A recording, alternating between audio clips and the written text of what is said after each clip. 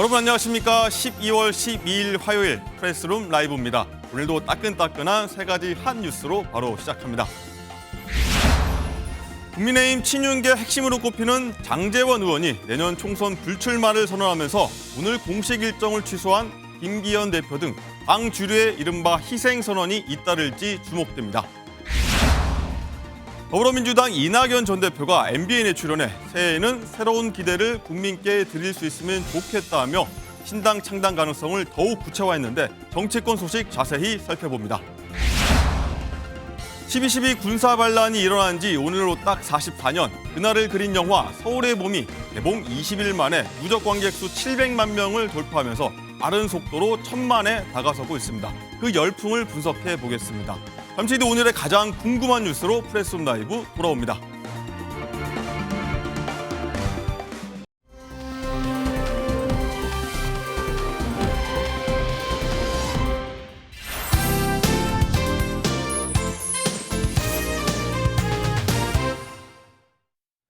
네, 프레스룸 라이브는 유튜브로도 시청할 수 있으니까요. 댓글로 좋은 의견 많이 주시기 바랍니다. 자, 오늘 오후 궁금은요. 조금 특별하게 문화 연예 소식도 함께 짚어볼 텐데요. 먼저 오늘 함께 하실 분들 소개해드리겠습니다. 자, 임준태 교수님, 김원식 평론가님, 이고은 변호사, 장가혜 기자 함께 하시겠습니다. 고맙습니다. 네, 안녕하십니까? 안녕하세요. 자, 장가혜 기자, 먼저 사건 사고 한번 얘기부터 해볼 텐데 제주에서 상습적으로 차량을 훔쳐서 무면허로 운전까지 한 간 큰 10대들이 붙잡혔다고요? 네, 그렇습니다. 차량과 오토바이를 무려 13대를 훔쳤습니다. 여기에 무면허로 제주 시내를 운전했는데요. 그 영상이 있거든요. 영상 보시겠습니다. 네. 네, 한밤에 남성들이 차 주변을 어슬렁거리고 있습니다. 네, 그러더니 문이 열린 차량에 들어가서 운전을 시작하는데요. 지금 차량에 문이 열려 있어서 그냥 들어가는 겁니다. 예, 문이 열려 있었네요. 네, 운전을 시작합니다. 그런데 차선도 제멋대로 변경하고요. 골목길을 또 질주하기까지 하는데요. 결국에 경찰들이 3단봉으로 창문을 깨고 나서야 이 10대 청소년들을 붙잡을 수 있었습니다. 그런데 이 과정에서 멋대로 후진을 하다가 경찰관까지 들이받아서 다치게 했다고 합니다. 예, 그렇군요.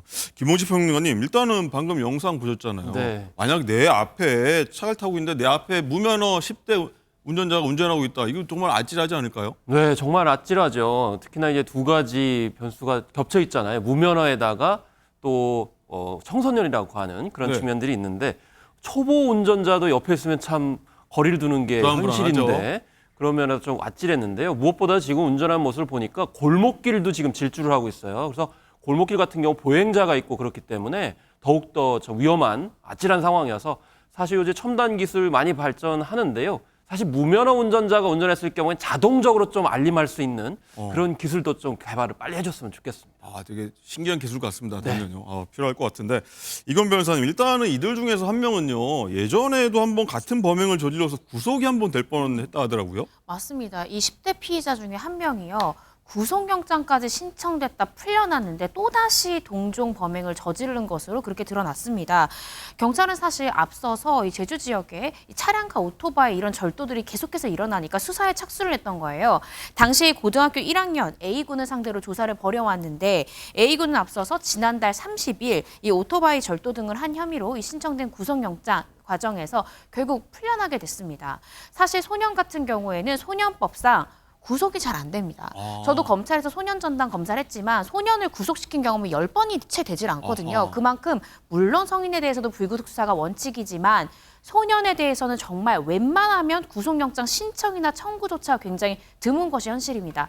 그런데 당시에 이 10대 A군이 판사에게 뭐라고 얘기했냐면 나 이 범행 다 인정하고 다시는 안 그럴게요, 판사님. 이렇게 약속을 하고 판사가 풀어줬다는 거예요. 근데 풀려난 지 열흘 만에 이 사건 범행에 또 착수를 했다, 이게 벌어졌다라고 하니까요. 정말 소년범들에게, 특히 이렇게 연이어 재범하는 소년범들에게 정말 선처만이 능사인가라는 생각이 드는 대목입니다. 그렇군요. 임 교수님이 9일 만에 미안하다고 죄송하다고 하면서 9일 만에 또 범행을 저지른 고등학생, 법을 만만하게 봤다고 해야 됩니까? 법을 잘 모르고 이게 엄중함을 몰라서 그랬다고 봐야 됩니까? 어떻습니까? 일단 지금 입건된 그 소년들은 14세 이상인 것으로 소위 말해서 촉법 소년 정도 기준을 넘은 것 같고요. 네. 경찰은 뭐 피의자들의 당연히 범죄 심각성 때문에 철저한 그 수사를 통해서 여죄도 좀 밝혀보고 앞으로도 이제 상습적인 악의적인 이런 이제 범죄 소년들에 대한 엄정한 대처를 지금 표방을 하고 있습니다. 그래서 지금 이 소년법과 관련된 것은 이제 우리가 흔히 한 10살부터 14살까지 아이들 있고 또 14세부터 19세까지는 처벌을 합니다. 네. 근데 이제 10살부터 14살 정도 아이들, 그러니까 중학교 한 2학년, 초등학교 한 6학년 사이 정도 아이들이 이제 문제가 생겼을 때 상당히 네. 좀 선도 위주로 많이 이제 가는데 문제는 이 아이들이 이제 중학교 2학년, 3학년 정도 되면 사실 그 사리를 분별할 충분한 지적 능력이 있습니다. 그렇죠. 그러니까 저도 이제 경찰서의 청소년 선도위원 관련된 사건에 여러 번 참여를 해보면 아이들이 벌써 경찰서 조사받고 그냥 집에 가니까 나 이 처벌 안 받아 라고 하면서 또 범죄를 저지르는 거죠. 대수롭지 않게 느낄 수 그렇죠. 있는. 그러니까 그렇다고 뭐 한 13살, 14살 정도 된 아이들을 구속시켰다는 건 우리 또 사회 법 감정상 사실 그런 좀 받아들이기 어렵죠. 특히나 뭐 살인이라든지 아직 극악무도한 범죄가 아닌 이상은 청소년들이 이 구속되는 사례가 적은데 요즘은 이제 절도라든지 폭행 이런 사례들이 이제 청소년 그 사건에서 많이 이제 빈발하지만 네. 실제로 그 처벌 일에 이르기는 건 상당히 좀 약하다 이렇게 보여집니다. 어쨌든요, 이 청소년들이 범죄 저지를 때마다 논쟁 항상 따라옵니다. 청소년 범죄 처벌 강화해야 한다. 아니다. 좀 교화해가지고 좀 제대로 청소년 만들어야 된다. 이런 주장이 나오거든요. 어떤 의견 갖고 계십니까? 그렇죠. 저는 뭐 오늘 아침까지도 이 청소년 비행과 관련 논문 이제 학위 논문 심사를 하고 왔는데 아, 글쎄요. 이게 지금 통계를 보면요. 지금 이제 소년범의 재범률이 한 33%. 그러니까 이제 꽤 높네요. 10명 중에 체포된 아이들이 3명 이미 재범이고요. 그 재범 33% 중에 절반 이상이 전과 3범 이상입니다. 그러니까 결국은 범죄를 청소년이라고 하지만 계속 저지르는 사례가 늘어나기 때문에 원래 1958년도인가요? 처음 제정된 이 소년법은 아이들에게 어떤 그 사회로 나가기 전에 이런 처벌을 통해서 어떤 기회를 차단하는 것을 막기 위해서 처벌보다는 교화를 목적으로 한 제정된 법인데 실제 지금 현재 그 청소년 범죄 실태를 보면 과연 이것이 교화가 되는지 이런 부분에 대한 상당히 회의를 갖게 합니다. 곰곰이 좀 생각할 필요가 있을 것 같습니다.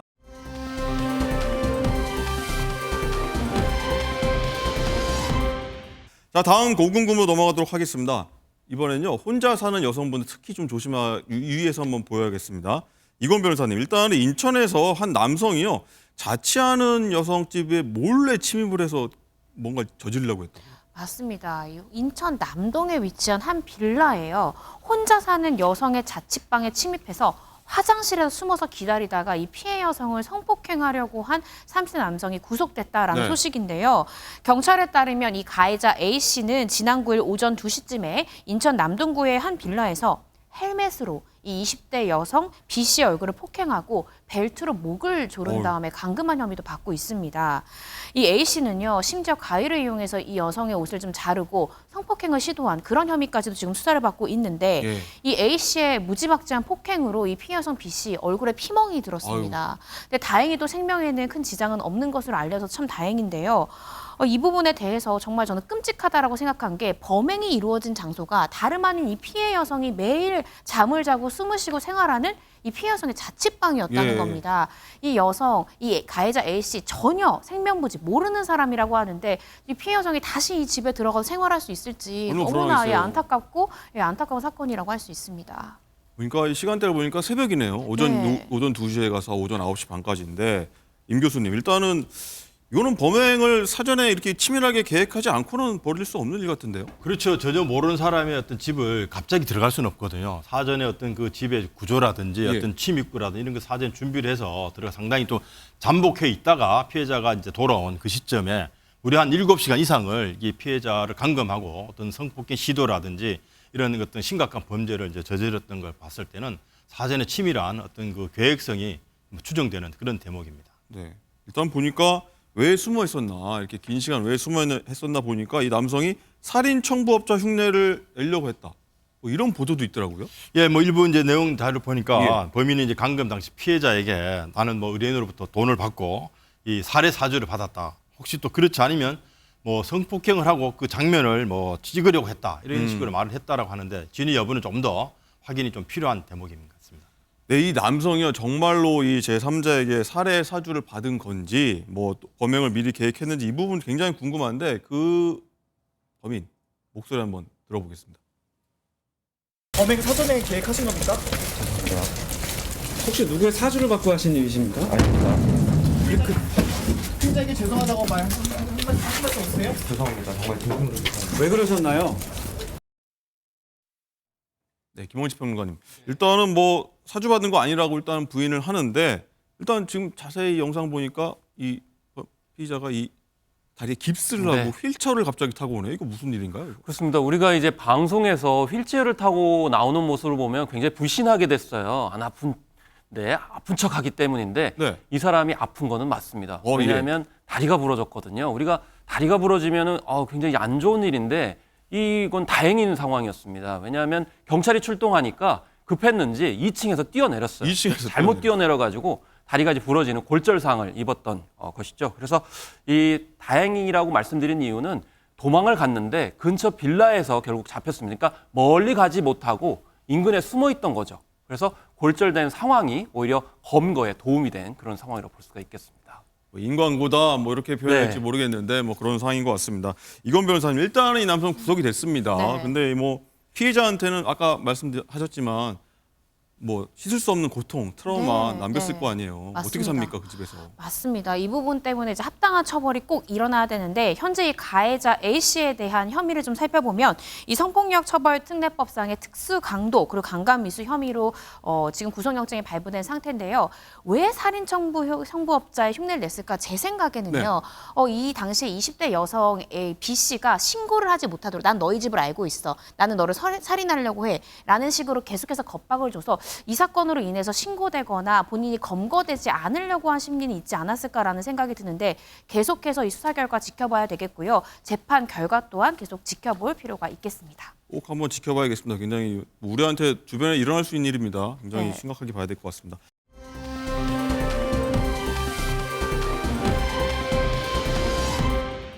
자, 다음 5분은요 분위기 한번 바꿔보도록 하겠습니다. 장가 기자, 방송인 국민 MC라 불리는 유재석 씨 얘기인데 유재석 씨가 서울 강남구 논현동에 땅을 매입했는데 전액 현금으로 매입을 했다고요? 요즘 유튜브 보면 그 연예인들이 유재석 씨한테 재산 2조 원이라는데 진짜 2조 원 맞아요? 네, 아니 2조 1조예요? 원이요? 2조예요? 계속 이런 식으로 질문을 많이 하잖아요. 예. 그런데 이번 토지 매입으로 진짜 유재석 씨가 2조가 있는 게 아닐까 이런 얘기가 다시 한번 나오고 있는데요. 그만큼은 아니더라도 상당한 재력가인 유재석 씨. 서울 논현동에 위치한 토지를 116억 원 전액 현금으로 매입을 했습니다.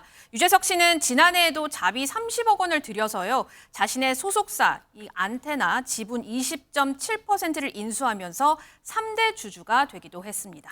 네, 활동 많이 하시니까 많이 뭐 벌었다는 것도 이해가 됩니다. 김원식 평론가님, 일단은 네. 유재석 씨는 이제 부동산 관심 없다, 뭐 네. 돈에 관심 없다 이렇게 얘기했던 것 같은데 이번에 부동산 매입한 거는 처음인가요?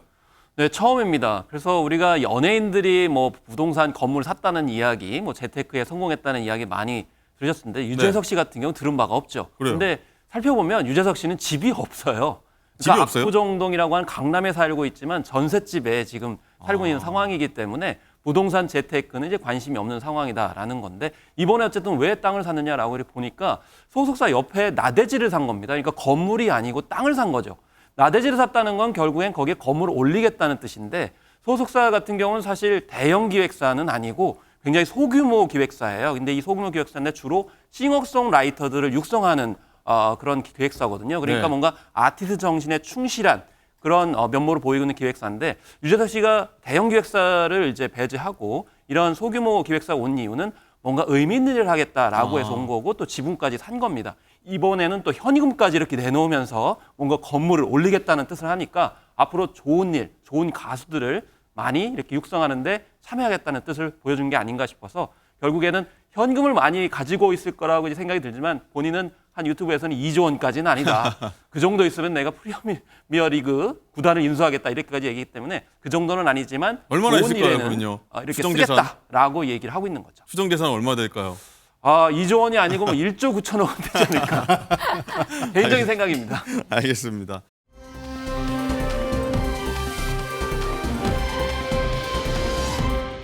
자, 그리고 이제 영화 얘기도 한번 해보려고 합니다. 오늘이 제가 서두에 말씀드렸지만 12월 12일 아닙니까? 1979년 12월 12일 수도 서울에서 신군부 세력을 반란을 막기 위한 일촉즉발의 9시간을 그린 영화 서울의 봄. 이 얘기를 한번 해보려고 하는데 그 얘기하기 전에 한번 영상 먼저 한번 저희가 보고 오겠습니다. 인간이라는 동물은 아니다. 강력한 누군가가 자기를 리드해 주기를 바란다니까. 아지가 무슨 왕이야, 왕? 그 이왕이면 혁명이라는 멋진 단어를 쓰십시오. 실패하면 반역, 성공하면 혁명 아닙니까? 네, 황정민 씨의 저 마지막 대사가 정말 많이 도는 것 같아요. 뭐 거의 외울 지경인데. 장 기자, 일단은 오늘 12월 12일 서울의 봄 딱 그날입니다. 이 영화가 벌써 700만을 넘었다더라고요. 네. 누적 관객 수. 그렇습니다. 벌써 개봉이 3주 차인데요. 1000만 영화가 될 것 같다 이런 얘기가 나오고 있습니다. 왜냐하면 역대 왕의 남자라든지 7번 방의 선물이 이 빠른 속도로 이런 영화보다 더 빠른 속도로 700만 관객을 돌파했기 때문인데요. 이 영화는 보셨듯이 황정민, 정우성 배우가 주연으로 등장하는 영화고요. 1979년 12.12 군사반란에 긴박했던 9시간을 영화적인 상상력으로 재구성한 작품입니다. 황정민 씨가 전두환 전 대통령을 모티브로 전두광 역을 맡았는데 이 시절을 겪지 않은 MZ세대들이 흥행을 주도하고 있다고 합니다. 김원식 평론가님, 네. 정말 신기한 게요. 이제 1979년, 44년 전인가요? 그때 이러한 일이라서 그 시절 겪었던 분들이 추억을 회상하면서 볼 거라 생각했거든요. 저도 네. 1979년에 태어났기 네. 때문에 도대체 무슨 일이라는 거야 이렇게 많이 봤는데 의외로 뭐 장 기자가 설명한 것처럼 2030 세대 이분들이 많이 보고 있다 하더라고요. 네, 그렇습니다. 제가 이제 개봉하는 날 이제 봤는데 그때는 나이가 어느 정도 되신 분들이 상당히 많이 있었습니다. 꽉 찼었습니다. 그런데 갈수록 젊은 세대들이 더 많은 거죠. 실제로 데이터를 보게 되면은 지금 비중이 2030 세대가 거의 56%, 그리고 4050 세대가 한 40% 이렇게 되는데 중요한 거는 아는 내용의 소재 같은 경우는 처음에 폭발을 하다가 점차 수그러들게 되거든요. 네. 근데 이 영화는 거꾸로 점점 더 갈수록 많은 사람들이 본다. 그 핵심에 바로 2030 세대가 있다는 것이고요. 그 핵심적인 것 중에 하나가 요즘에 유행하고 있는 심박수 챌린지예요. 심박수 챌린지. 이 영화를 보면 심박수가 굉장히 뛴다라고 해서 자기 워치를 통해 가지고 찍어가지고 인증하는 SNS 밈, 놀이, 뭐 챌린지 이런 현상들이 벌어지고 너무 있거든요. 열받기 때문에 심박수가 올라간다는 네. 거죠. 그럼 궁금하죠.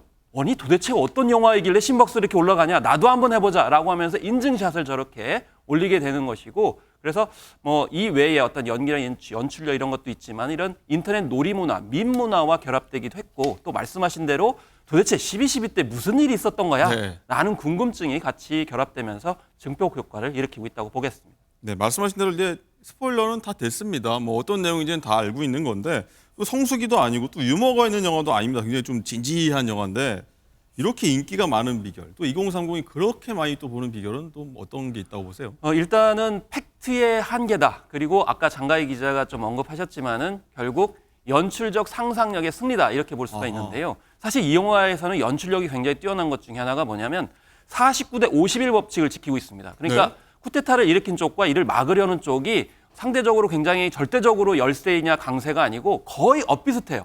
그런데 그 상황이 약간의 어떤 조치를 못하거나 약간 방심을 하거나 조치를 약간 못해서 결국에는 이제 쿠데타가 성공하는 그런 장면들, 거기에서 굉장히 분노를 하고 너무 화가 또 긴장감을 나더라고요, 느끼게 그때만. 되고 예. 이렇게 하는 그 연출력의 기법의 어떤 특징이 있고, 그다음에 이 영화는 무려 주요 배우들이 68명이나 나옵니다. 그래서 정우성 씨 멋있게 나오긴 하고 또 황정민 씨가 또 실제 전두환 전 대통령의 연기를 하지만은 68명이 굉장히 박진감 있게 그 당시의 상황들을 접목시키고 있기 때문에 네. 이런 점들이 손에 땀을 쥐게 하게 한다, 이렇게 볼 수가 있는 정말 거죠. 손에 땀을 쥐면서 답답하면서도 열받기도 하고 막 그렇더라고요. 그리고 거꾸로 이런 일이 다시는 있어서는 안 되겠다라는 생각들을 하게 되는 연출자였던 전략에 우리는 말려들고 있다, 이렇게 말려들고 생각이 듭니다. 있다. 김정수 감독의 전략에 말려들었다. 네, 좋은 의미죠. 네. 그렇죠. 이건 변호사님, 일단은 말씀하셨지만 뭐 쟁쟁한 배우들 많이 나오잖아요. 네. 그중에서도 이제 전두광 역할을 맡은 황정민 씨 머리 분장 정말 리얼합니다. 맞습니다. 주변에서도 믿고 보는 배우 황정민 씨 연기가 너무 좋았다, 극찬하는 분들 굉장히 많으신데요. 전두환 당시 보안사령관의 모티브로 삼은 전두광을 열어낸 황정민 씨의 영상 개봉 전 이 티저 영상부터 SNS에서 굉장히 큰 화제였습니다. 이 전 대통령의 이 트레이드마크인 민머리 분장뿐만 아니라 이 전두환 전 대통령의 말투까지 그대로 묘사하면서 사실감을 더했다라는 극찬이 쏟아지고 있는데 황정민 씨는 언론과의 인터뷰에서요. 이 대머리 분장이 4시간이 걸렸다. 근데 좀 익숙해지니까 3시간 반으로 줄어들더라라고 하셨고요. 뿐만 아니라 이게 이 현장에서 7시에 부르면은 나는 분장 때문에 3시 반에 일어났어야 됐다는 3시 반에 거예요. 예, 그게 좀 힘들었다 이렇게 말하기도 했고요.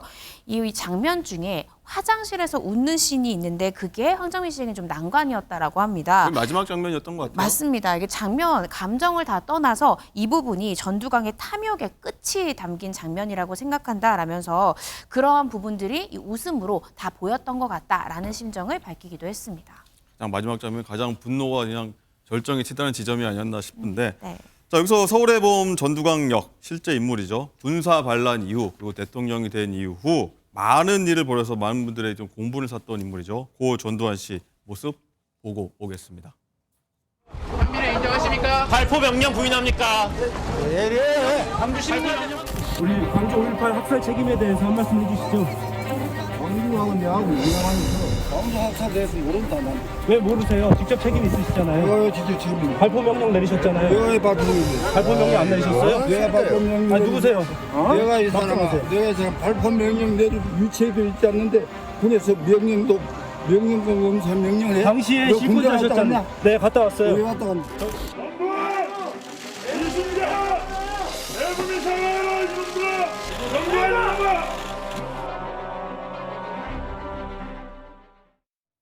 네, 고 전두환 씨가 5.18 관련 재판 당시 혐의를 이제 부인하는 모습 보셨는데 장가희 기자, 일단 정치권에서도 서울의 봄 관련 얘기로 좀 뭐 이래저래 얘기 많더라고요. 네, 그렇습니다. 아무래도 이 야권에서 경쟁적으로 관람을 하고 평가를 굉장히 많이 내놓고 있는데요. 정청래 의원 같은 경우에는 현 정권을 당시 군부 독재와 비교를 했습니다. 군복 대신 검사 옷을 입고 검사의 칼춤을 본다. 지금 검찰 독재 모습과 형태만 바뀌었지 언제든 국민을 탱크로 밀어버리면 되는 존재로 여긴다는 식의 얘기를 했고요. 또 문재인 전 대통령도 불의한 반란 세력에 대한 분노가 불의한 현실을 바꾸는 힘이 되길 바란다고 했습니다. 반면에 국민의힘에서는요. 장해찬 최고위원이 저희 방송에서도 언급을 했는데 이 같은 감독이 만든 아수라라는 영화가 있거든요. 네. 그 아수라를 보시라고 국민 여러분들께 권해드리고 싶다. 누군가 생각나는 사람이 있다라면서 이 이재명 대표를 빗대서 비판하기도 했습니다. 네. 김원식 평론가님, 아수라 어떤 영화죠? 아수라 같은 경우 이제 암남시를 배경으로 해가지고 시장이 사실은 조폭이었습니다. 시장이 조폭. 그래서 이제 뭐 정치인이지만 사실 민낯은 이제 범죄자였다라는 점을 이제 반영했던 작품이고 이게 이제 실제 이재명 대표냐 아니냐 가지고 논란이 있었던 네. 그런 작품이 되겠습니다. 알겠습니다. 뭐 정치권이 선거 앞두고 뭐 영화 관련해가지고 뭐 반응한 사례는 뭐 과거에도 좀 꽤 있었잖아요. 네. 그래서 사실 2012년 대선을 앞두고 개봉됐던 광해가 1,000만 관객을 돌파하게 되면서 굉장히 화제를 이제 낳았죠. 특히나 이제 백성을 대변하는 왕이라는 이미지가 있었기 때문에 그 당시에 신하들이 제대로 정치를 하지 못하고 자신들의 기득권을 유지하기 위해서 노력하는 가운데 광해가 선정을 베푸는 그렇지만 좌절하는 고통을 받는 광해의 모습들 이런 것을 이제 보여줬었는데요. 그 당시에 민주당 대선 후보가 바로 문재인 전 대통령이었거든요. 네. 그러면서 이 영화를 보면서 노무현 대통령을 많이 생각하게 한다. 특히 어떤 여러 가지 정책 과정에 있어서 좀 장애물, 어려움을 느끼게 했었는데 그 당시를 생각할 수 있었다 이렇게 얘기를 하고 있어요. 그런데 사실 그 우연히 정치에 관련된 영화들이 광해처럼 흥행을 했지만은 아예 대선을 앞두거나 총선을 앞두고 개봉했던 영화들은 대부분 다 실패했습니다. 그래서 2022년에도 대선을 앞두고서 킹메이커라든지 국민 여러분과 같은 작품이 선을 보였지만 거의 관심도 못 끌고 흥행도 못했던 측면들이 있거든요. 그리고 우연히 개봉한 영화, 예를 들면 정직한 후보 같은 경우에는 선거와 상관없이 개봉을 했는데도 불구하고 성공을 했거든요. 그래서 민심이 결국 선거를 어떻게 이용하려고 하는 행태는 별로 바람직하게 생각하지 않는구나라는 생각이 들어서 이번에도 이 서울의 봄을 정치적으로 이렇게 이용하고 활용하려고 하면 역풍이나 잘못된 후과를 입을 수 있기 때문에 좀 조심을 해야 되지 않나 네. 저는 개인적으로 그렇게 생각하고 있습니다. 그렇군요. 임준태 교수님은 직접 서울의 봄 겪은 세대시잖아요. 어떻게 보셨는지 궁금하고요. 사실 뭐 이번에 보면 영화 도장 깨기, 근현대사, 서울의 봄 전후로 있던 근현대사 영화들이 뭐 팬들이 관객들이 많이 이게 함께 보면서 영화 도장 깨기라는 말도 나오고 있더라고요. 이게 저희 같은 경우는 이제 흔히 그 386에서 586까지 실제 그 오광옥 시대나 12.12 사태를 뭐 어렸을 때 목격을 하고 또 그 독재자들이 통치했던 그 시기를 젊은 시절에 보냈던 그런 이제 세대입니다. 그러다 보니까 이런 영화들이 실제 그 역사와 어떤 픽션이 얼마나 잘 섞여 있는지 이런 부분에 상당히 좀 궁금해하고요. 최근에 보니까 12.12 소재로 한 영화뿐만 아니라 한국 근현대사 영화를 보자라는 어떤 그 온라인의 그 열풍이 지금 일어서서 대체로 보면 누리꾼들이 뭐 이런 이제 영화표를 이렇게 만들어 가지고 시대별로 이렇게 영화 제목들을 올리는데 최근 보면 6.25 전쟁을 배경으로 한 뭐 태극기 휘날리며 또 5.18 민주항쟁을 다룬 영화 뭐 택시 운전사라든지 6월 항쟁을 뭐 다른 1987 이런 이제 영화들 리스트를 쭉 만들어 놓고 이 온라인에 그 자기가 본 영화들을 체크하면서 서로 이렇게 좀 비교도 하면서 또 못 본 사람들은 아 다음에 이 영화를 꼭 봐야 되겠다 하는 식의 어떤 반응을 인터넷에 지금 올리고 있는 그런 이제 상황입니다. 네, 뭐 영화 보기 전으로 해서 영상 자료 찾아보는 분들 굉장히 많은데 역사 공부에도 좀 도움이 되지 않을까 싶습니다.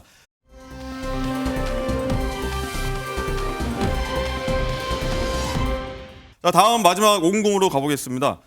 자, 마약 투약 혐의로 불구속 기소된 배우 유아인 씨가요. 오늘 첫 재판이 열리고 있는데 재판 출석 모습 먼저 한번 보고 오겠습니다. 그동안 많은 분들께 심려를 드려 죄송한 마음입니다. 앞으로 남은 재판 과정에 성실히 임하면서 할 수 있는 소명들을 해나가도록 하겠습니다. 특히 저로 인해서 크게 실망하시고 많은 피해를 보신 분들께 다시 한번 진심으로 죄송하다는 말씀 전합니다. 죄송합니다. 180일의 삼수 투약을 인정하십니까? 공판기일 연장을 연기하셨는데 늦추신 이유는 어떻게 될까요? 변호사님과 관련해서 사정이 있었던 것 같습니다. 조금 전 출석 모습인데요. 장가 기자, 기소 후에 처음으로 유아인 씨가 이제 법정에 출석을 했네요. 네, 그렇습니다. 총 181차례 프로포폴 등을 상습 투약하고 타인 명의로 수면제 1,100여 정을 불법 처방받아서 사들인 혐의를 받고 있습니다. 총 8명의 변호인이 유아인 씨의 변호를 맡았고요. 아까 재판이 끝나고 유아인 씨가 또 한마디 말을 했습니다. 뭐라 그랬냐면 자, 대마 혐의는 인정한다고 하셨는데 다른 혐의도 인정하냐 이렇게 기자들이 물었더니 공소 사실과 다른 부분들이 다수 존재를 한다. 재판 과정에서 성실히 소명하도록 하겠다. 이렇게 언급했습니다. 네, 이건 변호사님 이렇게 초호화 변호인 군단을 선임한 배경 뭐라고 보시는지 향후 뭐 전략은 어떻게 짜려고 보세요? 아무래도 경찰, 검찰에서 각각 구속영장을 신청과 청구를 했는데 결국 기각되지 않았습니까? 유아인 배우의 입장에서는 수사 단계에서는 구속을 면했지만 1심 재판 단계에서 법정 구속이 될 수 있는 가능성이 있습니다. 그래서 이 부분을 막고자 초호화 변호인단을 꾸민 것이 아닌가라는 생각이 드는데요. 살펴보면 원래 기존 변호인이었던 인피니티 법률사무소와 법무법인 동진을 비롯해서 법무법인 해광을 추가로 선임을 했습니다. 총 8명의 변호인들이 그 명단에 이름을 올렸는데 그 이력이 화려합니다. 네. 이 고등법원 부장판사와 이 대검찰청 마약과장 출신 변호사, 또 마약 수사 전문 검찰 출신, 또 국내 최대의 대형 로펌 출신 변호사 등 화려한 이력을 가진 변호인단을 꾸렸습니다. 사실 뭐 피의자건 피고인이건 좋은 변호사를 선임할 수 있는 권리는 피고인의 권리입니다. 그렇지만 이 변호인단으로 인해서 유아인 배우가 배우가 아니라 통상의 국민이었다라고 하면 똑같은 범죄 사실에 대해서 받아야 될 형량보다 낮게 받는지 아니면 통상의 형량을 받는지 국민들이 모두 지켜보고 있다고 생각합니다. 네. 정말 유전무죄, 무전유죄다라는 국민들의 판단이 나오지 않도록 재판부의 판단 저희가 끝까지 한번 지켜볼 필요가 있다고 생각이 듭니다. 알겠습니다. 그리고 뭐 유아인 씨가 출연한 영화가요. 내년 4월에 개봉한다고 하는데 이 개봉이 될지 안 될지 이것도 한번 지켜보도록 해야 될 것 같습니다. 잠시 뒤에는요. 저희가 따끈따끈한 정치권 소식 다루니까요. 채널 고정입니다. 자, 오늘 말씀 모두 감사합니다.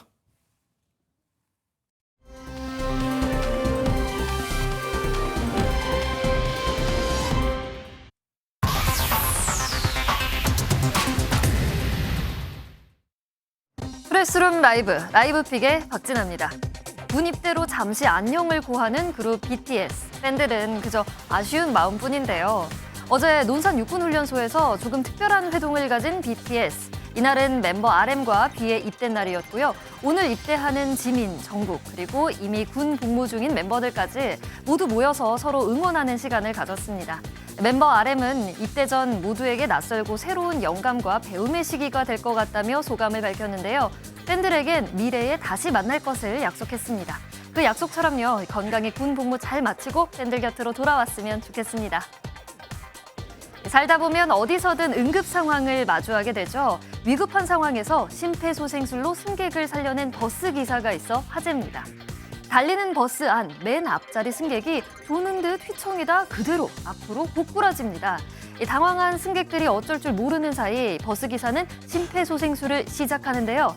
버스 기사의 발빠른 대처로 승객은 금세 의식을 되찾을 수 있었습니다.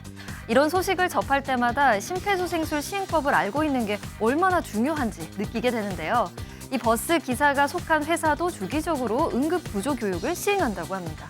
덕분에 벌써 이 버스 회사 소속 기사들이 석 달 사이 2명의 목숨을 살렸다는데요. 정말 귀감이 되는 회사인 듯합니다. 마지막 팁입니다. 신분을 활용한 이런 못된 심보, 자영업자들 한숨 푹 쉬게 만들죠. 한 식당에서 고등학생 무리가 16만 원어치 음식과 술을 시켜 먹고 달아났다는 내용의 글이 누리꾼들의 공분을 사고 있습니다.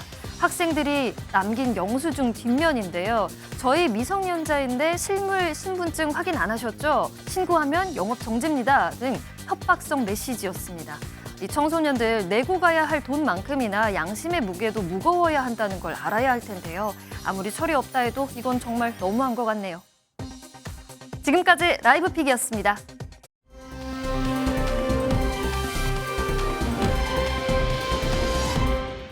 정치권의 핫한 이슈를 모아모은 이슈집입니다. 프레스룸 라이브의 뉴스 핵심 관계자 두 분 나오셨습니다. 어서 오십시오. 안녕하십니까.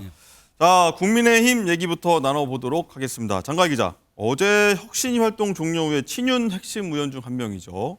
장제원 의원이 내년 총선에 불출마하겠다라고 해서 굉장히 떠들썩합니다. 네, 그렇습니다. 우선 어젯밤에 장제원 의원이 자신의 SNS에다 글을 올렸습니다. 자신의 아버지인 고 장성만 전 국회 부의장 산소를 찾아서 아무리 칠흑 같은 어둠이 감쌀지라도 하나님은 더 좋은 것으로 예비하고 있다는 것을 믿으라는 아버지의 신앙을 믿는다면서 총선 불출마로 잠시 멈추겠다는 뜻을 밝혔습니다. 지난달에 버스 92대 산악회원 4,200명을 동원해서 지역구 세과시를 했던 장제원 의원, 왜 마음이 바뀌었을까요? 조금 전에 기자회견했거든요. 목소리 들어보겠습니다. 운명이라 생각합니다. 저는 22대 국회의원 총선에 출마하지 않겠습니다. 가슴이 많이 아픕니다. 국회의원직에 대한 미련도 정치에 대한 아쉬움 때문도 아닙니다. 오직 저를 믿고 한결같이 응원해 주신 사상구민께 죄송한 마음 때문입니다. 또 한 번 백의종 군의 길을 갑니다. 이번엔 제가 가지고 있는 마지막 공직인 국회의원직입니다. 윤석열 정부의 성공보다 절박한 것이 어디 있겠습니까? 그래서 제가 가진 마지막을 내어놓습니다. 이제 떠납니다. 버려짐이 아니라 뿌려짐이라고 믿습니다. 총선 위기감이 좀 가장 크다고 느꼈기 때문인 건가요? 어쨌든 윤석열 정부 성공이 가장 절박한 문제잖아요. 그러기 위해서는 총선 승리가 가장 기본적인 조건이잖아요. 그러니까 제가 가지고 있는 하나 남은 거라도 다 내어놔야 되지 않겠습니까? 네, 그런 마음이죠. 이종훈 실장님, 지난주까지만 해도 사실 뭐 거의 이제 장제원 의원이 뭐 혁신위의 어떤 제안 이런 거를 받아들이지 않을 것 같았는데 정말 어제 밤부터 오늘 아침까지 전격적으로 불출마 선언했어요. 파장 좀 굉장히 클 것 같아요. 그렇죠. 왜냐하면 말씀하셨듯이 친윤이라고 불리는 그런 대표적인 상징인 장제원 의원이 버티는 모습이었잖아요. 그렇기 때문에 더욱더 지금 이 불출마의 어떤 영향이 커질 수밖에 없어요. 버티던 사람이 아니 버티려고 했던 게 아니구나라고 하면서 또 오늘 그 불출마의 변도 뿌려짐이다. 나를 밟고 성공해달라. 이렇게 이야기하면서 친윤의 상당히 많은 부분 자신이 그것을 짊어지고 가겠다. 이런 어떤 표현일 것 같고요. 저는 이게 전격적이진 않을 것 같아요. 왜냐하면 날짜를 보세요. 혁신위가 그만둔 바로 그날이잖아요. 어제 혁신이 종료하고. 그렇죠. 그리고 하루아침에 그렇다면 전격적이라고 한다면 무엇인가 조짐이 보였어야 돼요. 그러니까 그렇게 갑자기 결심을 하게 될 뭐 어떤 징조 이런 것들이 보여야 되잖아요. 저는 그거보다는 이미 결심은 끝났는데 시점을 보고 있었다. 시점을 보고 있었다. 시점이 정치는 타이밍이잖아요. 네. 타이밍의 예술이라고 하죠. 그 전에 했으면 어땠을까? 또 다른 사람은 왜 안 나와? 이런 소리가 나올 테고 너무 빨리 하면 또 너무 늦게 하면 이 불출마 선언의 어떤 효과 이것이 더 줄어들고 그러니까 언제 할 것인가를 고심하느라고 지금까지 그 타이밍을 보고 있었던 게 아닌가라는 생각도 듭니다. 네. 또 공교롭게라고 표현해야 될까요? 지난주에 윤 대통령이 부산시장 방문했을 때 장제원 의원도 함께 했지 않습니까? 여기서 뭐 윤 대통령의 어떤 언질, 교감 뭐 이런 게 있었을까요? 있었을 가능성도 저는 있다고 봅니다. 왜냐하면 그때 당시에 초대하지 않았던 것으로 알려져 있고요. 의원들을 부르지 않았던 것이고 또 뭐 지역 총수들 같이 있었죠. 그렇죠. 뒤늦게 나타났다라는 건 초대받지는 않았지만 그러나 그 자리에 가서 무엇인가 대통령의 일행과 함께 하는 모습을 마지막으로 보이려고 했던 게 아닌가. 또 그 자리에는 대통령과 뭐 독대를 하지 않았지만 그럼에도 불구하고 그 이전에 교감했던 부분을 마지막으로 확인하려고 했던 게 아닌가라는 뭐 추정도 가능하죠. 강성필 부대변인 생각도 궁금하거든요. 이 지금 일련의 흐름들, 윤 대통령과의 어떤 뭐 교감 얘기 없었다고 의견 주셨는데 어떻게 보십니까? 뭐 물론 뭐 교감이라는 것이 이신전심으로 또 주변인을 통해서도 할 수 있는 건데요. 그것보다 저는 집중하고 싶은 것이 장제원 의원이 어쨌든 불출마를 선언했다는 것은 박수 받아야 될 일임은 확실합니다. 네. 다만 아쉬운 점은 본인 말처럼 혁신위에 떠밀려서 불출마하고 싶지는 않았다라고 말을 했는데 본인이 좀 더 큰 정치로 당을 생각을 했다면 혁신위의 안을 본인이 받아서 또 수용을 해서 불출마하는 모습을 보였다면 혁신위도 살고 장제원도 살고 당도 살았을 텐데 어쨌든 혁신위는 불발이 그쳤다. 미안의 완성이었기 때문에 이런 점이 좀 아쉽게 느껴지는 부분입니다. 네. 그리고 뭐 혁신안에 특정 인물이 거론되지 않았지만요, 이 실장님. 네. 여권 핵심 관계자에 따르면요, 인유한 위원장이 최근 지도부에 김제동, 이른바 김제동 희생이 필요했다 요구했다고 하는데 김기현 대표, 장제원 의원, 권성동 의원 이렇게 되지 않습니까? 다른 분들 생각도 어떻게 될지 좀 행보도 궁금해요. 네, 그렇죠. 우리가 이거를 추측을 하려면 지난 4년 전엔 어땠을까를 한번 돌아보면 됩니다. 네. 그러니까 21대 총선을 앞두고 과연 이 정당, 그러니까 국민의힘과 민주당은 이 중진들이 얼마나 그때 용퇴를 했는가. 각각을 보면 민주당은 이해찬 대표를 비롯해서 네. 19명, 정세균, 원혜영, 추미애, 박영선, 강창일 이렇게 19명이 잇따라서 불출마 선언을 했고요. 네. 국민의힘도 김무성, 정가변, 유기준, 유승민, 한선교 이렇게 20명이 불출마 선언을 했거든요. 그러니까 어느 선거든 공천혁명, 즉 이 불출마 선언을 통해서 새로운 피를 수혈하는 작업이 얼만큼 드라마틱하게 되느냐가 사실 공천의 가장 큰 어떤 핵심인데 이번에 장제원 의원이 사실 뭐 하태경 의원이 뭐 그 험지 출마한다고 나섰지만 저는 첫 번째 고리를 끊었다. 스타트를 끊었고 이제부터 시작이다. 이제부터 시작인데 아마도 저는 김기현 대표가 상당히 많은 그림을 그려놨다라고 생각을 해요. 네. 지금까지 암시를 분명히 했고요. 그렇다면 본인의 어떤 거침만이 아니고 전체적으로 영남이라든지 또는 친윤이라든지 이런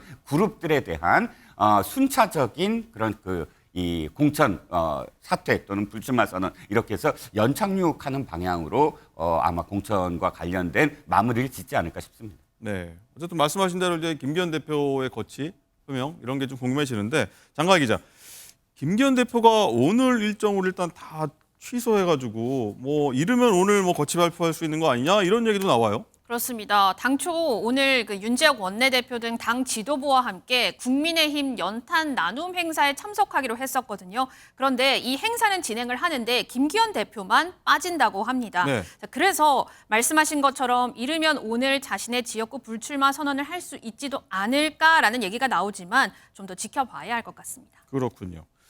이종훈 실장, 일단은 김기현 대표가 어제 혁신이 종료한 다음에 뭐 이런 얘기했죠. 국민 눈높이에 맞지 않는 모든 기득권을 내려놓겠다. 이게 곧 뭐 아까 장가희 기자 얘기한 대로 본인의 지역구 내려놓겠다. 이 얘기로 기결될까요? 어떻게 될까요? 그 두 가지 케이스가 있겠죠. 지역구는 내려놓되 당대표는 계속해서 공천권을 행사하는 경우, 그다음에 지역구도 내려놓고 당대표도 내려놔서 완전히 모든 기득권이 그런 의미로 해서 비대위에게 이 당 지도부를 넘기는 경우, 이 두 가지를 상정해 볼 수 있는데, 저는 아마도 지금 김기현 대표의 생각은 이해찬 대표의 길을 걷겠다 이렇게 생각을 하는 것 같아요. 길이죠? 21대 이해찬 대표가 불출마 선언을 하면서 그러나 나는 공천을 확실하게 해서 이 민주당을 100년 정당으로 만들겠다 네. 이렇게 했거든요. 즉 자신의 불출마 선언, 기득권 포기와 그다음에 공천권 확실을 해서 공천권을 휘어잡는 계기로 삼았었어요. 그때 이해찬 대표가. 그래서 김기현 대표는 아마도 나는 이해찬의 길을 걸을 거다라는 그런 의사를 표시한 게 아닌가라는 생각도 듭니다. 강선필 부대변인 어떻게 보십니까? 두 가지 안 중에 어느 길로 가실 거라 보세요? 네, 저는 김기현 대표가 우리 이정근 실장님께서 예상하셨듯이 울산을 불출마하고 대신에 당대표로 계속해서 공천권을 유지하면서. 행사하고 싶다.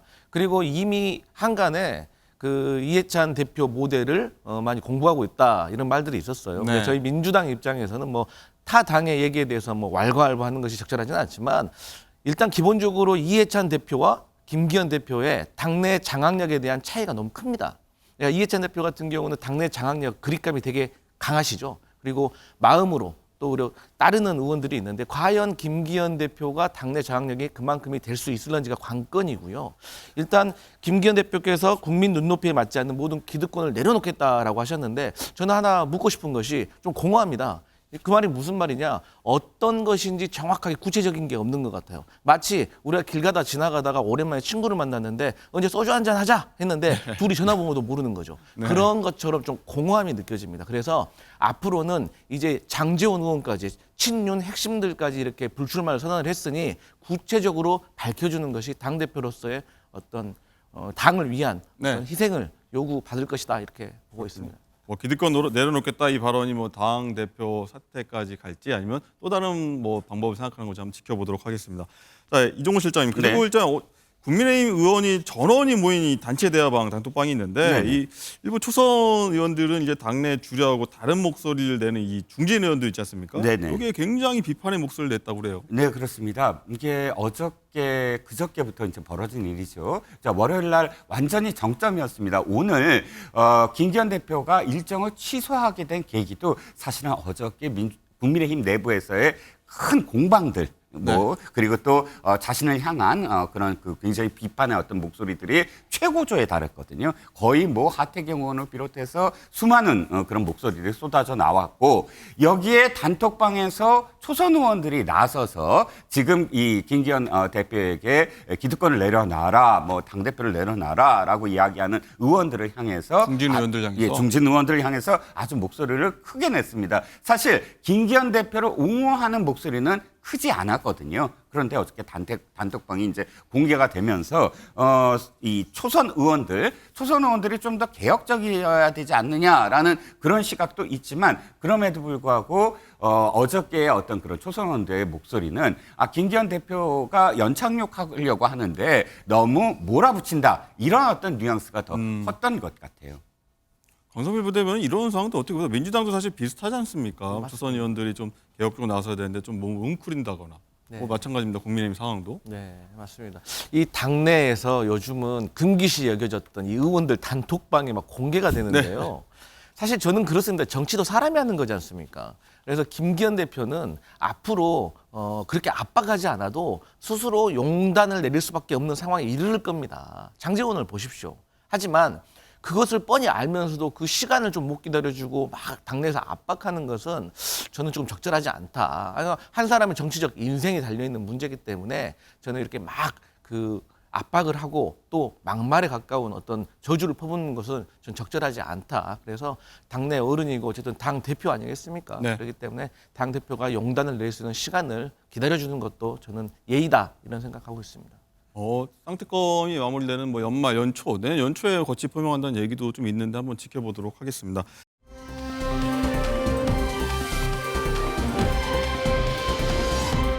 자, 그리고 인재 영입을 양 당이 서두르고 있는데 그 얘기 한번 해보도록 하겠습니다. 자, 장가 기자, 내년 총선 4개월째 앞두고 인재 영입전 많이 나섰는데 뭐 스포츠 스타들이 많이 눈에 띄더라고요. 네, 그렇습니다. 뭐 박지성 전 국가대표 축구 선수부터 해서요, 장미란, 문체부 이차관 등 많은 분들이 아실 만한 이름들이 언급이 많이 됐습니다. 특히 박지성 씨는 수원 공천 방안이 언급되기도 했는데 박지성 씨 측에서는 전혀 제안받은 게 없다. 본업에 충실할 계획이다. 이렇게 밝혔고요. 장미란 차관도 지금 맡은 일을 열심히 하겠다면서 정치 참여 가능성은 일축했습니다. 일단 장미란 문체부 이차관 같은 경우에는 뭐 고향인 강원도 원주로 가느냐, 뭐 안민석 민주당 의원 지역구로 있는 오산으로 가느냐 이런 얘기 많이 나와서 일단은 뭐 가능성이 있어 보이긴 하는데 박지성 선수 같은 경우에는 뭐 전혀 아니다. 뭐 조정훈 인재영입위원도 같은 경우도 아니라고 일단 부인을 했지 않습니까, 실장님? 네, 그렇습니다. 사실 저는 정치권에서 이렇게 셀럽들이나 혹은 유명 인사들을 너도나도 이렇게 간판으로 세우려고 영입하고 하는 것에 대해서는 좀 비판적입니다. 왜냐하면 성공 사례가 많다면 저는 비판적이지 않을 텐데 이를테면 유명 바둑 기사 또는 유명 뭐 무슨 스포츠 감독 또 우리가 기억하지만 유명 탤런트 이런 분들을 그때 이제 긴급히 영입해갖고 영입 1호, 영입 2호 이런 식으로 해서 하나의 어떤 그런 총선에서 우리가 이런 사람들을 모셨다 이렇게는 하는데 다만 그분들이 정말로 전문성 있게 의정 활동을 해서 그래 직능으로서의 이런 분들이 필요하다 이런 결과가 나왔을까요? 저는 참 드물고 그분의 어떤 도리어 이 명성만 흠이 가는 그런 그 경우를 많이 봤습니다. 뭐 유명 탤런트이신 뭐 국민 배우라고 불리신 그분도 정가에 나선 것을 그렇게 썩 그 회고하는데 썩 좋은 추억으로 남기시지 않거든요. 전 이번에 박지성 선수도 마찬가지입니다. 국민의힘이 이런 것을 언론에 흘리려면 철저하게 박지성 선수의 의향도 확실하게 굳어졌어야 되고 박지성 전 선수죠. 네. 또 국민의힘도 어느 정도 이것이 영입에 대한 어떤 이 스토리가 다져진 상태에서 발표를 해야 되는데 그렇지 않고 이렇게 툭툭툭툭 흘려가면서 우리가 이러이러한 사람들을 하고 있다라는 식으로만 뭐 비즈니스처럼 이렇게 하려고 한다면 국민의힘이 앞으로의 어떤 영입 인사들에 대한 신뢰 이제 국민들의 기대도 사실 떨어지게 되거든요. 네. 굉장히 미숙한 어떤 상황이다라고 생각을 합니다. 국민의힘이 이렇게 박지성 같은 좀 큰 이를 좀 영입하려고 거론을 하는 것 자체가 사실 수도권, 특히 수원 쪽에서도 굉장히 좀 다급하기 때문이 아닐까 싶은데 미수정 교수도 1호 인재 영입했는데 수원 출마 의지 굉장히 밝히지 않았습니까? 그만큼 다급한 것 같아요. 네, 그렇습니다. 그러니까 수원을 비롯해서 어쨌든 경기도 남부 쪽에 어떤 핵심이 수원이고 그럼 수원에서부터 이제 바람을 좀 불어서 어떤 벨트를 형성을 해야 된다. 지금 그 21대 총선에서 국민의힘이 전체적으로 참패한 가장 큰 요인이 서울과 수도권입니다. 뭐 점점 사실 이 서울 수도권에서 계속 패배를 했지만 그러나 8곳은 참 최악이었거든요, 지난번. 그런데 이번에 그래도 어쨌든 서울을 제외하고 경기도에서 어느 만큼은 선전해야 된다. 최소한 전체 포함해서 한 20석 정도는 다시 회복을 해야 된다. 그러려면 수원부터 바람이 불어야 된다라는 계산은 확실하게 선 것 같고요. 그래서 박지성의 뭐 거리 뭐 이런 이름이 붙은 수원을 생각을 하면서 박지성 선수의 이름이 거론되지 않았나 생각이 들고요. 네, 박지성로 이런 길거리 이름도 실제로 있죠. 예. 강성필 부대변인 일단 민주당 얘기도 해볼게요. 네. 민주당도 인재 영입 많이 시동을 걸고 있는데 한 보도 보니까요. 정은경 전 질병관리청장도 후보 올렸다고 하더라고요. 저희 코로나 때 많이 등장하지 않았었습니까? 이게 맞나요? 뭐 인재 영입이라는 것이 뭐 이렇게 물밑에서 어쨌든 본인의 의사를 조율을 하고 또 나중에 비례대표로 갈 것인지 아니면 뭐 지역구로 출마할 것인지 조율이 돼야 되는 과정이 있기 때문에 네. 하지만 이 정도 얘기가 나왔다는 것은 실질적으로 대화가 오간다는 건데요.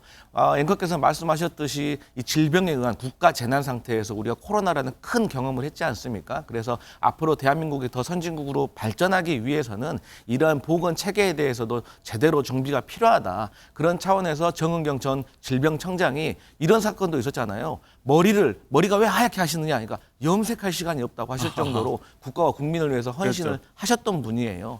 그리고 또 이분 말고도 우리가 인재영입 1호로 박지혜 변호사를 했습니다. 박재 변호사는 뭐 대기업에서 이렇게 근무하시다가 변호사 자격증을 취득한 후에 어떤 기후 환경에 대해서 여러 가지 활동을 하셨어요. 그래서 네. 저희 민주당이 꼭 정치에만 몰두하는 것이 아니라 이 정책적인 모습에도 강화를 하겠다라는 모습을 보인 노력이다 이렇게 생각하고 있습니다. 네, 알겠습니다. 장갈 기자, 그리고 오늘부터 일단은 총선이 시작됐다고 봐야 될 것 같은데 22대 총선 레이스, 오늘부터 이제 예비 후보자 등록입니다. 네, 그렇습니다. 총선이 내년 4월 10일인데요. 예비 후보자 등록은 총선 120일 전부터 할 수 있습니다. 그게 오늘이고요. 예비 후보자가 되면 선거사무소를 설치하고 어깨띠 두르고 유권자들에게 본격적으로 지지를 호소할 수 있습니다. 그렇군요. 뭐 이제 총선도 본격 시작됐고 뭐 다른 얘기들도 많이 나오고 있습니다.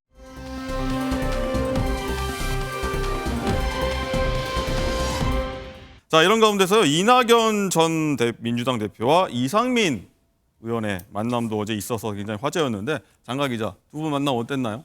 네, 어제 이 두 사람이 40분가량 회동을 했는데 만나서 이 한국 정치를 바로잡는 데 역할을 하겠다 이런 식으로 언급을 했습니다. 이상민 의원은 이 회동 직후 기자들에게 이낙연 전 대표가 훌륭한 분들을 모아서 세력화하는 것이 필요하다고 했다 이렇게 전했고요. 신당 창당과 정치적 연대 등 구체적인 대화는 없었다고 했는데 이상민 의원의 발언 들어보겠습니다.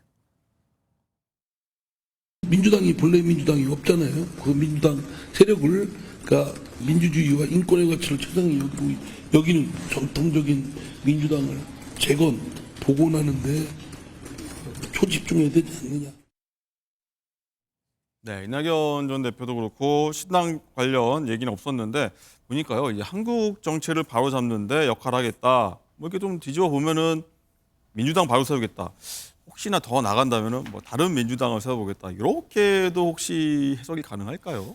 앵커님은 굉장히 조심스럽게 좀 혹시라고 말씀하셨지만 저는 이미 거의 신당은 필연적이다라고 생각을 해요. 왜냐하면 이낙연 전 대표의 캐릭터를 보시면 알 거예요. 이낙연 전 대표는 그야말로 신중의 신중입니다. 엄중낙연. 그리고 말의 표현도 굉장히 엄선해서 사실 어떤 단어를 쓰거든요. 그런데 최근에 신당과 관련돼서 어쨌든 자신이 이제 총대를 메고 나왔는데 언어의 표현이 굉장히 이낙연스럽지 않다. 굉장히 세졌고 정치적인 언어 그리고 굉장히 감각적인 어떤 단어들을 쓰고 있다. 그리고 이미 그 안에서 이낙연 대표에 대해서 고민정 의원을 포함해서 엄청나게 자신을 떠받들던 정말 이거 진짜 존경합니다라고 했던 당내 의원들마저도 지금 비판적으로 돌아섰거든요. 그걸 감수하고 지금 내가 나의 길을 걷겠다라는 일관된 어떤 메시지를 하고 있고 저는 이미 돌아올 수 없는 다리를 거의 뭐 건넌 게 아니냐. 다리를 거의 불지르는 어떤 상황 아니냐. 강은 이미 건너갔다라는 생각이 들고요. 이 두 사람의 만남은 서로 필요할 거예요. 이상민 의원은 자신의 가치를 계속 높여나가야 되고 그래서 어디를 가든지 간에 자신이 원하는 대로의 어떤 그런 정치 여정을 마무리를 줄 수 있는 곳으로 자기 손을 잡겠다라는 의미고 지금 이낙연 전 대표 같은 경우는 이상민 의원의 표현처럼 세력화가 중요하거든요. 얼만큼 지금 들고 있고 나와 함께 하고 있다라는 걸 보여야 되니까 이상민 의원을 만난 것 같습니다. 강선필 부대변인 어제 민주당 그 서영주 대변인 나오셔서 이렇게 쓴소리만 할 뿐 나중에는 다 뭐 잠잠해질 거다. 민주당 정상화되면 그대로 갈 것이라고 했는데 의견 어떠십니까? 우리 이정금 실장님께서는 다리를 건넜다고 하셨는데 저는 건너기 직전이라고 생각을 합니다. 그래서 건널 거라고 보세요. 그러면 결국엔? 아니 그래서 이 다리를 건널 것인가 건너지 못하게 만들 것인가는 저는 민주당 그리고 이재명 대표에게 좀 달려있다. 그리고 정치적인 환경도 매우 중요하다 이렇게 말씀드리고 싶은데요. 저는 이낙연 그 전 대표께서 결국에는 두 가지를 해결을 하셔야 됩니다. 첫 번째는 어떤 명분을 가지고 창당을 하실 것인지, 두 번째는 창당을 하셔서 요즘 뭐 이준석 전 대표와 국민의힘 전 대표와 연대를 할 수가 있다고 하는데 그럼 어떤 고리로 그 둘이 만날 것인지, 같이 정치를 해 나갈 것인지. 물론 과거에 뭐 국민의당 이후에 뭐 개혁적 보수, 합리적 진보라는 어떤 슬로건도 있긴 했지만 불발로 끝났거든요. 그래서 다시 말씀드리지만 정치는 명분, 두 번째가 신뢰인데 이것을 잘 생각하셔야지 당원들의 지지와 국민들의 눈높이에 맞는 정치를 할 수 있다. 이런 말씀 드리겠습니다. 알겠습니다. 이재명 대표가 또 이 두 명의 총리죠. 정세균 총리 있는데 만남을 추진하지만 또 이낙연 전 대표하고는 또 만나지 않겠다. 뭐 이런 얘기까지 해가지고 좀 뭐 다양하게 좀 궁금증을 자아내고 있는데 어쨌든요. 어제 저희 뉴스 7에요. 이낙연 전 대표가 신당 창당 시기 요 관련해서 얘기를 나눴는데 일단 그 발언도 한번 들어보겠습니다. 새해 새로운 기대를 국민들께 드릴 수 있다면 좋겠다. 이렇게 생각합니다. 근데 준비가 필요하고요. 이른바 어느 분이 말씀하신 대로 예열도 필요한 것이고요. 국민들 앞에서 밝힌다면 그것이 공허해지지 않을 만큼의 준비는 필요한 것이지요. 장갈 기자, 저희 이 인터뷰 저희 MBN 뉴스 7에 나왔던 이낙연 대표 인터뷰 듣고 어느 신문은요 내년 초에 창당 시점까지 구체적으로 밝혔다라고까지 얘기를 헤드라인 뽑는 거 봤는데 어쨌든 뭐 이낙연 창당론에 뭐 다른 의원들 원색적인 비난까지 하고 있다 하더라고요. 네, 그렇습니다. 친명계 김민석 민주당 의원이요. 이낙연 전 대표의 신당 창당에 대해서 전형적인 사쿠라 노선이다 이렇게 언급을 했습니다. 자, 그러면서 이낙연 신당은 호남을 포함해서 전국적으로 한 석도 못 얻을 것이다라고 얘기를 했거든요. 자, 그런데 이 사쿠라라는 말이 벚꽃의 일본어로 우리 정치권에서는 60년대부터 이 변절자, 야합자를 의미하는 말입니다. 이에 대해서 이낙연 전 대표도 좀 불편한 기색을 드러냈습니다. 이낙연 전 대표가 민한당 이후에 실패해왔던 이런 사쿠라 노선을 답습할 우려가 있어 보이기 때문에 제가 분명하게 초반에 지적하는 것이 좋다 저는 이렇게 생각을 합니다. 결국 독재가 그어놓은 금 위에서 그 운동장 안에서 노는 것이 사쿠라 노선이죠. 네, 일일이 대꾸할 가치를 안 느낍니다. 이게 너무나 사쿠라가 뭐야 사쿠라가. 그 사람 품격이 없는 거지. 자기 쪽에 안 있으면 다 적이고. 아주 못된 버릇들만 배워가지고. 김민석 의원의 이 사쿠라 발언 어제 굉장히 시끌시끌했는데 이 실장님, 이 철새 정치인으로 낙인 찍혔던 이 김민석 의원이 할 소리 아니다. 뭐 이런 비판도 적잖이 나왔습니다. 아, 그러게요. 우리 다 기억합니다. 노무현 대통령이 후보 경선을 통해서 후보로 결정이 됐습니다. 그런데 민주당 내에서 아이고 노무현 후보로는 안 된다라는 목소리가 나오면서 후단협이라는 걸 만들어요. 그리고 막 흔듭니다. 노무현 후보를. 그런데 흔드는 것만이 아니라 김민석 당시 31살로 최연소 국회의원도 됐고 또 서울시장 후보까지 됐던 그야말로 운동권 출신이지만 민주당에서 굉장히 촉망받고 민주당의 정신을 그대로 뭐 상징한다. 이랬던 김민석 의원이 갑작스럽게 지금까지 운동권이나 혹은 민주당에서 비난을 거듭했던 재벌 대기업의 이 오너인 정몽준 의원을 정 의원이 아니죠. 당시 이제 피파 아까 우리나라 그 대한축구협회 회장이었는데 어쨌든 그쪽으로 가서 이 정몽준 후보를 대통령을 만들겠다라고 하면서 이제 그 시작이 됐어요. 그래서 그때 당시에 엄청난 어떤 타격을 받아서 그 이후 10년 동안을 정치권에 돌아오지 못했습니다. 지금 말씀하셨듯이 자신의 꿈과 이상과 지금까지 부르짖었던 걸 다 팽개치고 정몽준 의원에게 갔다. 그리고 자기가 소속돼 있는 당 후보를 흔들었다. 그러면 자신이 지금까지 얘기했던 오늘 이야기한 그러니까 어저께 발언한 부분에 대해서 자신이 그만큼 떳떳하냐라고 되묻는 그런 상황이 돼버렸죠. 그랬죠. 예. 강성필 대변인 일단은 이뿐만 아니라요. 일단은 문재인 정부에서 한솥밥 먹었던 고민정 의원들도 비판에 나섰지 않습니까? 아까 얘기가 나오긴 했는데 당내 분열 조장하고 있다 이런 주장들에 대해서는 어떻게 생각하세요? 맞습니다. 그 이낙연 전 대표는 민주당에서 다선 의원이고 그다음에 광역단체장, 국무총리까지 역임하신 분입니다. 그분의 인생 자체가 민주당입니다. 근데 이런 분이 지금 당을 깨고 나가겠다라고 하면 그에 맞는 우리가 이해할 수 있는 명분이 있어야 되거든요. 근데 지금 우리가 당내 구성원들의 분위기로 봐서는 명분이 약합니다. 그리고 명분도 뚜렷하지 않고요. 그래서 이러한 비난의 목소리가 나오는데 어쨌든 저는 비난과 지적은 얼마든지 할 수 있지만 어떤 사쿠라 같은 어떤 혐오적인 발언은 당내 구성원 전체에게 좋은 영향을 주지 않기 때문에 삼가해야 된다 이런 말씀 드리겠습니다. 알겠습니다. 오늘 오후 계속 한번 정치권 소식 계속 짚어봐야 될 것 같습니다. 계속 새로운 내용이 업데이트 되니까요. 자, 오늘 말씀 여기까지 듣겠고요. 오늘 프레스룸 라이브는 여기서 마치겠습니다. 저는 내일 오전 10시 30분에 다시 찾아뵙겠습니다. 고맙습니다.